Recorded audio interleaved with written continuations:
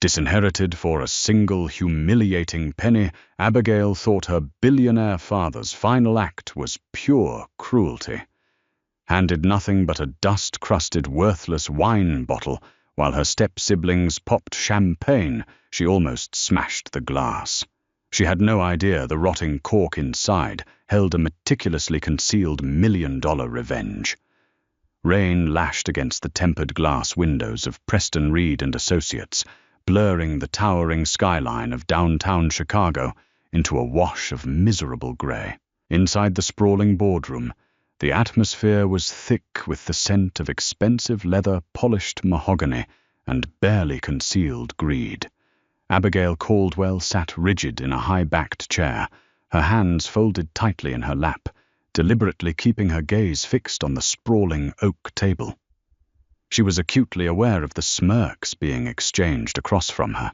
Her stepmother Beatrice sat draped in a pristine white Chanel suit, looking less like a grieving widow and more like a queen ascending her throne.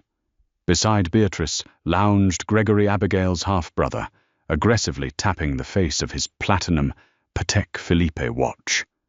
They were all gathered for the final reading of the last will and testament of Winston Caldwell, a ruthless real estate magnate who had spent 40 years carving up the Midwest commercial property market. Winston had been a man of immense wealth, terrifying intellect, and zero warmth. Mitchell Preston, a senior partner with silver hair and a voice completely devoid of emotion, adjusted his reading glasses. He had been droning on for nearly an hour, meticulously dissecting an estate valued at just over $2.4 billion. Abigail listened in silence as the empire she had walked away from was carved up and handed to the two people who had spent their lives sycophantically enabling Winston's worst impulses. Gregory was awarded the flagship commercial properties, a sprawling portfolio of Gold Coast high-rises, luxury retail complexes along the Magnificent Mile, and lucrative logistics hubs in Aurora. Beatrice received the liquid assets, the offshore holding accounts, the private jet, and the sprawling Hamptons estate, where she spent 8 months of the year avoiding her late husband. Abigail had expected nothing. 5 years ago, she had discovered a massive zoning fraud buried within Caldwell Holdings' development plans for a low-income neighborhood. When Winston ordered her to bury the discrepancy, she refused.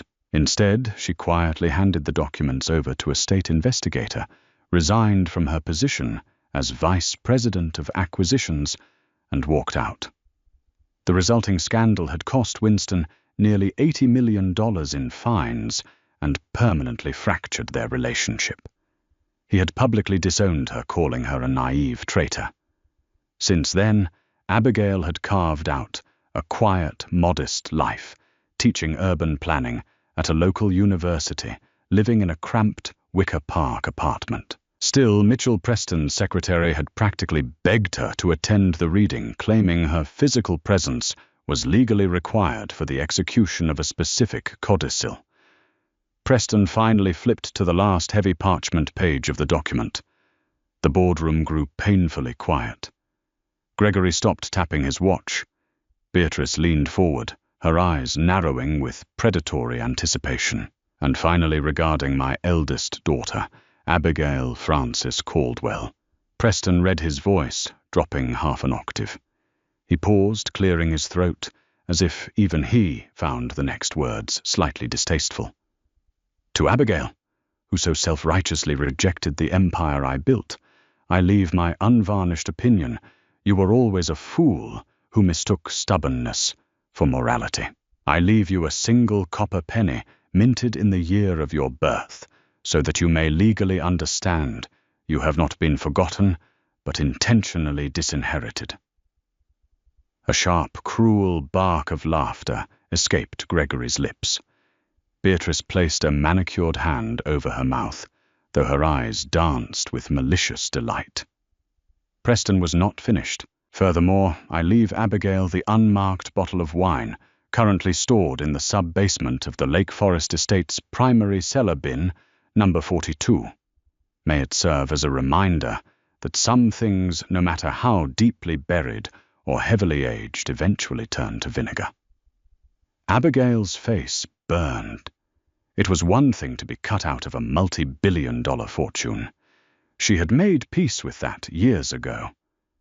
But this was an elaborate theatrical humiliation. Winston hadn't just wanted to leave her penniless.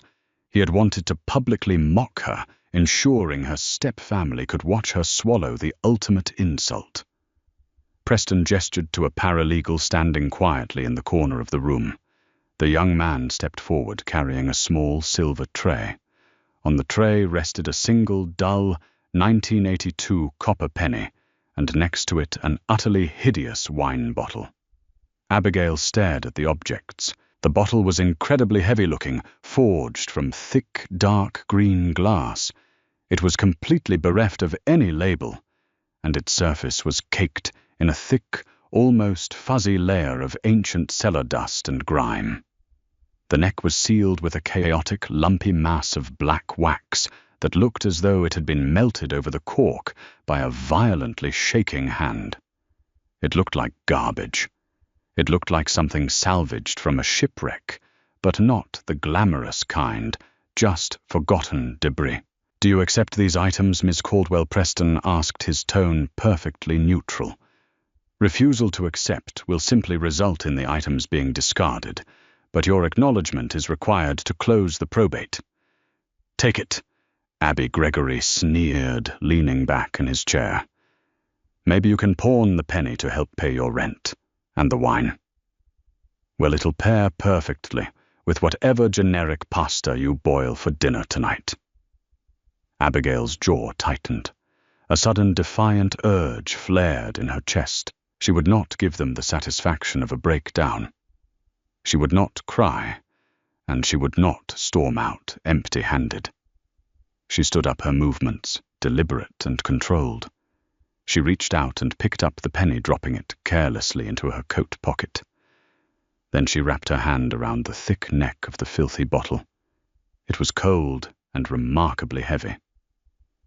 "I accept," Abigail said, her voice steady and clear, cutting through the smug silence of the room. "Thank you, Mitchell." Without another word, without giving Beatrice or Gregory a single glance, she turned on her heel and walked out of the boardroom. She carried the heavy, dirty bottle past the receptionist into the elevator and out into the driving Chicago rain, unaware that the heavy glass in her hand was about to rewrite her entire life. Abigail's apartment in Wicker Park felt colder than usual as she stepped through the door, soaking wet and utterly exhausted. She dropped her keys onto the entryway table and placed the filthy wine bottle right in the center of her small dining table. She stood there for a long time, staring at it, her wet coat dripping onto the hardwood floor. The adrenaline that had carried her out of the law firm was rapidly evaporating, replaced by a hollow, aching exhaustion. Winston Caldwell had always been a cruel man, but the sheer pettiness of his final gesture stung deeper than she wanted to admit. She pulled the 1982 penny from her pocket and set it down next to the bottle. 1 cent. A literal penny for her thoughts, her loyalty, her entire existence as his daughter. She pulled up a chair and scrutinized the bottle under the harsh glare of her overhead pendant light. It was remarkably ugly. Most rare vintage wines, the kind Winston collected by the hundreds, had elegant, deeply embossed labels from estates like Chateau Lafite Rothschild or Domaine de la Romane Conti. They were handled with white gloves, resting in climate-controlled sanctuaries. This bottle looked like it had been buried in mud. Curiosity slowly began to edge out her sorrow. Winston was vindictive, yes, but he was also a man obsessed with precision. He despised clutter, and he abhorred anything cheap. Why would a man who only drank vintages that cost thousands of dollars a glass keep an unlabeled filthy bottle in his pristine cellar, let alone take the legal steps to specifically bequeath it to her in a formal codicil? Abigail decided she needed an objective opinion. The following morning, she wrapped the heavy bottle in a thick towel, placed it in her tote bag, and took the Blue Line train downtown. She headed straight for River North, navigating to an upscale, discreet boutique called Provenance Vintages. The shop was owned by Sebastian Croft, a former senior appraiser for Sotheby's, who now catered exclusively to private collectors. Sebastian was a meticulous man with wire-rimmed glasses and a permanent expression of mild skepticism. When Abigail unwrapped the towel and placed the dust-caked bottle on his immaculate mahogany tasting counter, he visibly winced. "Please tell me you didn't pull this out of a riverbed, Ms. Caldwell," Sebastian muttered, pulling on a pair of black nitrile gloves before daring to touch it. "It was my father's," Abigail explained. "It was left to me in his will. I was hoping you could tell me something about it. Anything at all." Sebastian sighed, retrieving a microfiber cloth and a small bottle of specialized solvent. He began to carefully wipe away decades of accumulated grime from the dark green glass. As the thick layer of dust gave way, his skepticism deepened into outright confusion. He picked up a magnifying loupe and examined the base of the bottle, then ran his gloved fingers along the sides. "Abigail, I don't know how to tell you this," Sebastian said, slowly setting the bottle back down. "This isn't a Grand Cru. This isn't even a mediocre table wine. See this seam here?" He pointed to a faint, continuous line running up the side of the glass. "This indicates mass-market machine manufacturing. The indentation at the bottom is practically non-existent. Based on the glass density and the molding marks, this bottle was manufactured sometime in the mid-1970s for incredibly cheap commercial distribution. We're talking about the kind of wine that came with a screw cap and was sold in convenience stores." Abigail frowned. "But it has a wax seal and a cork." Sebastian leaned in, examining the chaotic black blob sealing the neck. "That's the strangest part. This isn't traditional bottling wax. Traditional wax is brittle, designed to chip away easily for the sommelier. This looks like an industrial polymer resin. It's been melted on clumsily, entirely by hand after the bottle was purchased. Whoever sealed this didn't want the wine to age. They wanted to ensure the bottle could not be opened without significant, deliberate force." "So the wine inside is worthless?" Abigail asked, feeling a fresh wave of humiliation. Her father hadn't just given her a bad bottle of wine. He had literally given her garbage. "If there even is wine inside, it has long since turned to vinegar," Sebastian confirmed gently. "I am so sorry. As an antique or a collectible, its value is precisely zero." Abigail thanked him, paid for his time, and carried the heavy towel-wrapped burden back to her apartment. When she walked through the door, the sheer weight of the emotional manipulation finally broke her. She let out a frustrated scream, grabbing the bottle by the neck, fully intending to hurl it against the brick wall of her kitchen. She raised her arm back, her heart pounding, but her eyes caught the copper penny sitting on the table. 1982. Winston didn't do random. He didn't waste time on pointless gestures. A cheap bottle, an impenetrable industrial resin seal, a puzzle. She slowly lowered her arm. She placed the bottle on the kitchen counter and went to her toolbox. She retrieved a heavy-duty box cutter, a flathead screwdriver, and a hammer. If the wax was industrial resin, a standard corkscrew wouldn't even pierce the surface. She spent 20 agonizing minutes carefully chiseling the black resin away from the glass lip. It was incredibly tough, flaking off in hard, stubborn chunks. Finally, she exposed the cork underneath. It looked remarkably dry and dense. Abigail grabbed her heavy-winged corkscrew, positioning the sharp metal worm directly into the center of the dry cork. She began to twist. 1 turn, 2 turns, 3. Suddenly, the corkscrew stopped dead. It didn't just meet resistance. It ground against something impossibly hard. A metallic scraping sound echoed in the quiet kitchen. Abigail froze.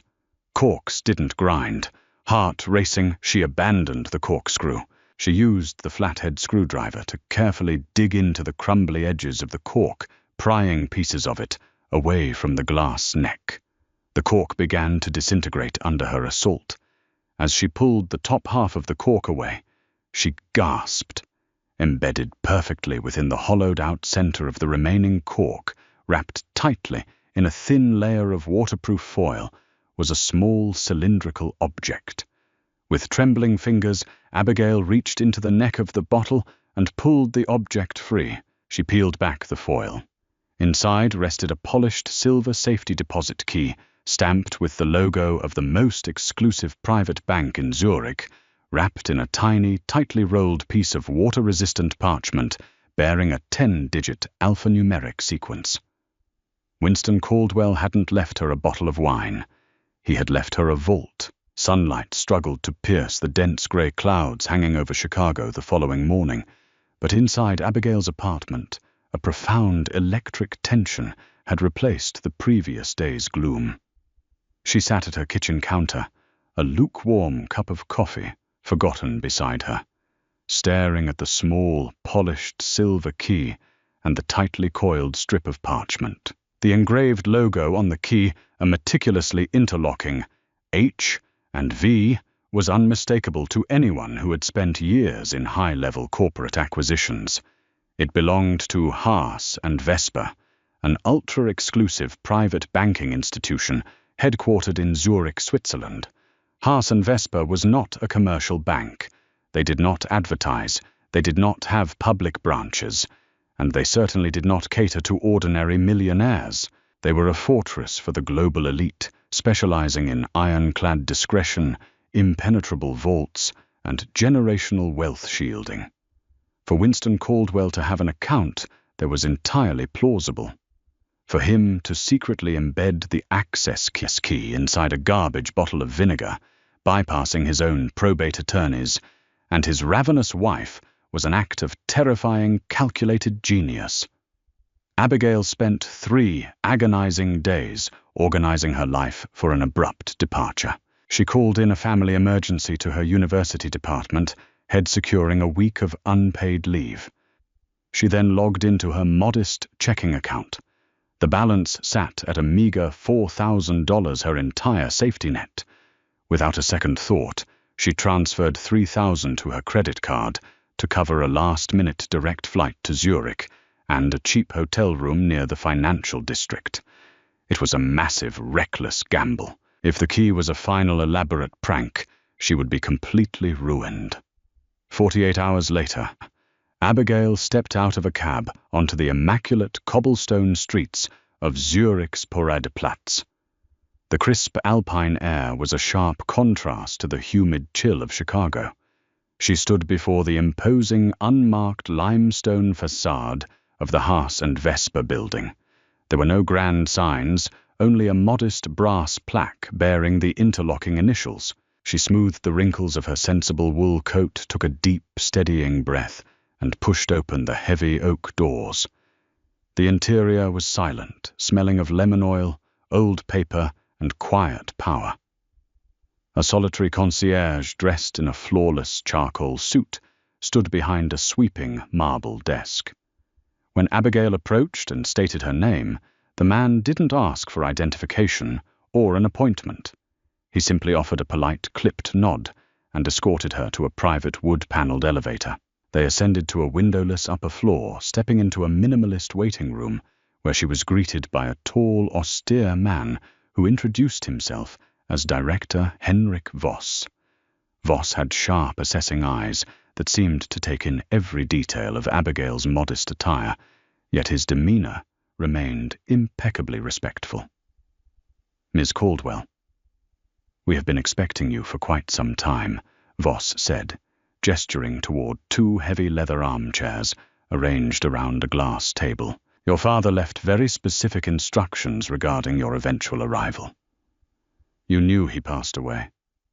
Abigail asked, her voice betraying a slight tremor. Haas and Vesper makes it our business to know the vital status of our primary account holders, Voss replied smoothly, taking a seat. However, Winston's instructions were that we were not to contact you under any circumstances. He insisted that you would only arrive when and if you solved the final condition of his estate. May I see the items? Abigail reached into her leather tote bag and retrieved the small waterproof pouch she had purchased to protect the key and the parchment. She placed them carefully on the glass table. Voss retrieved a velvet-lined tray and a jeweler's loop from his desk. He examined the silver key, closely tracing the grooves with a gloved finger, before unrolling the tiny parchment and reading the 10-digit alphanumeric code. A faint, rare smile touched the corners of his mouth. Perfectly intact, Voss murmured. Your father was remarkably insistent that the vessel containing this key would test your patience. He stated that if you simply threw the vessel away in a fit of predictable, emotional rage, the vault would permanently seal upon the first anniversary of his death, and the contents would be automatically donated to a feral cat sanctuary in Bern. Abigail let out a breath that was half laugh, half sob. That was Winston Caldwell, vindictive, controlling, but possessing a morbid, twisted sense of humor. Since you have presented the key and the cipher, Voss continued, standing up, I am authorized to escort you to the subterranean levels. Please follow me. The descent felt like stepping into a James Bond film. They took a different elevator, this one, requiring Voss to submit to a retinal scan and a biometric palm print before the doors even opened. They plummeted deep below the Zurich streets, arriving in a cavernous, brilliantly lit corridor, constructed entirely of brushed steel and reinforced concrete. The silence down here was absolute, pressing against Abigail's eardrums like a physical weight. Voss led her down a row of massive numbered safety deposit boxes, stopping in front of a heavy steel door marked with the number 4242. The sequence on your parchment is the secondary digital bypass, Voss explained, gesturing to a small keypad hidden beneath a sliding metal panel. You will enter the code, insert the key, and turn it clockwise. I will leave you now.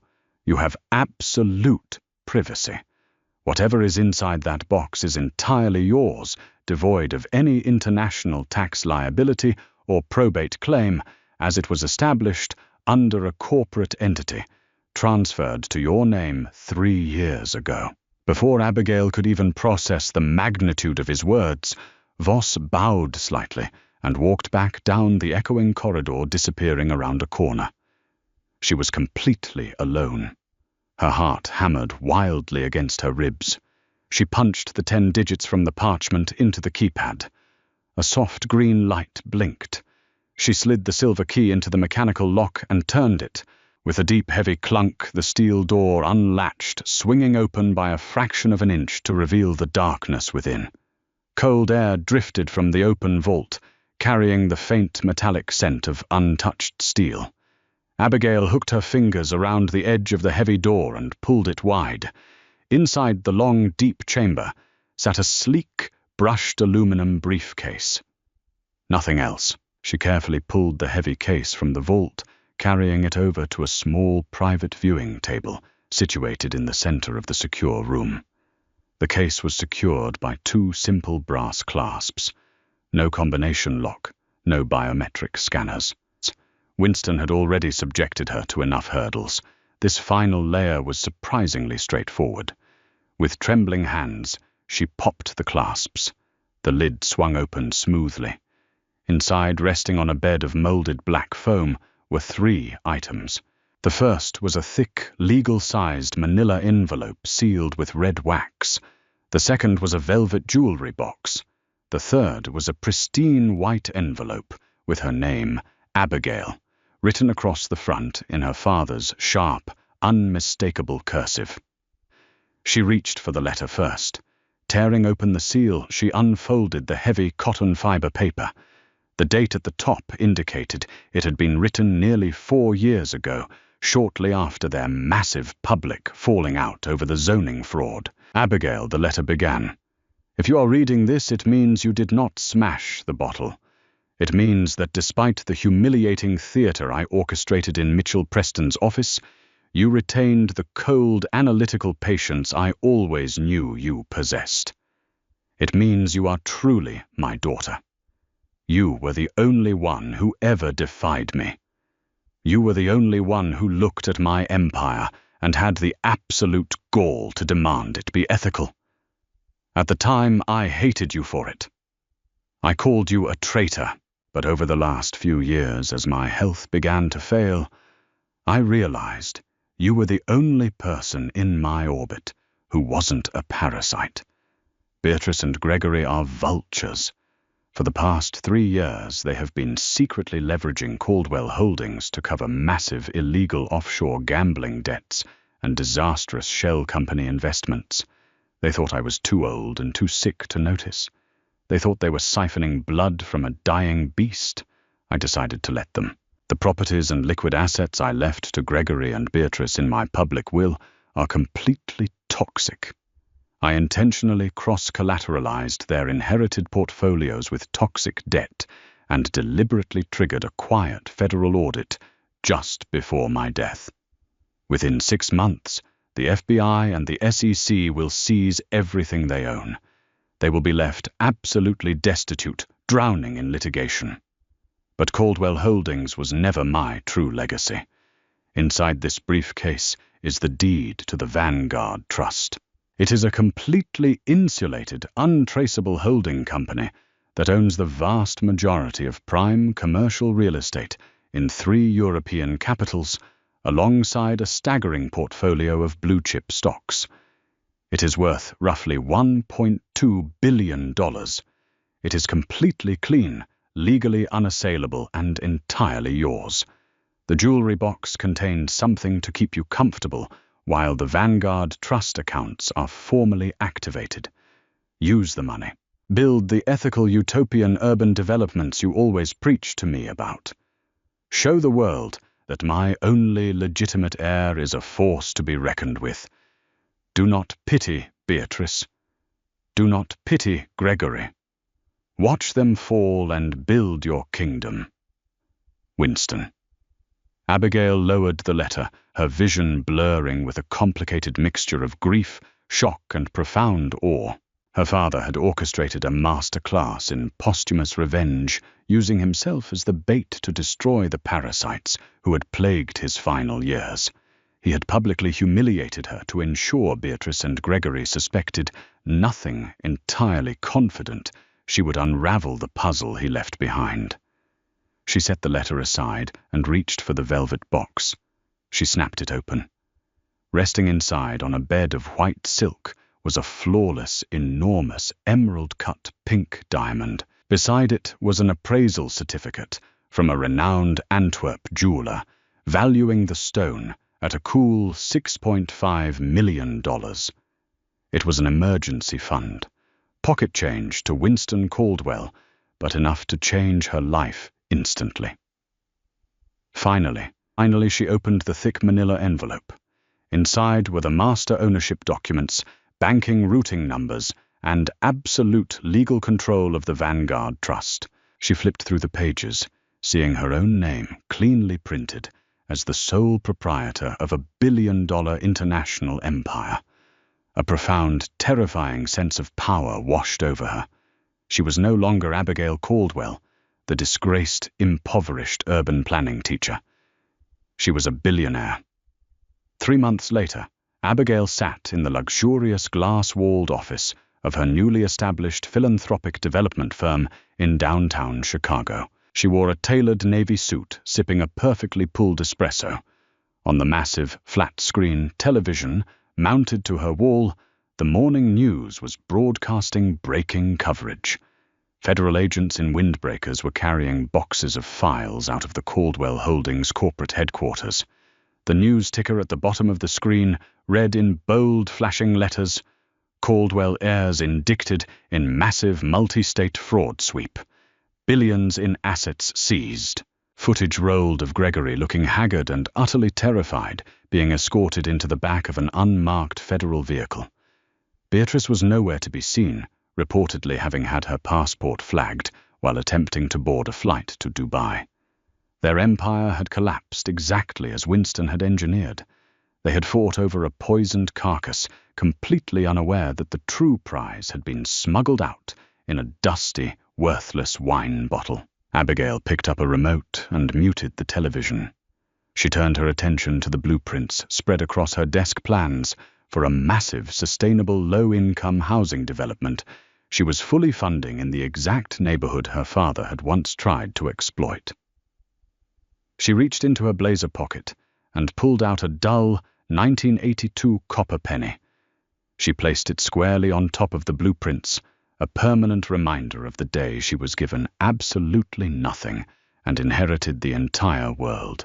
What an unbelievable twist of fate, from being completely humiliated in a boardroom to holding the key to a hidden Swiss fortune. Abigail's story proves that sometimes the greatest treasures are disguised as the ultimate insult. What would you have done if you were handed that dirty bottle? Would you have smashed it or looked closer? If you loved this crazy real-life mystery hit, that like button, share this incredible story with your friends and subscribe to our channel for more hidden treasure dramas.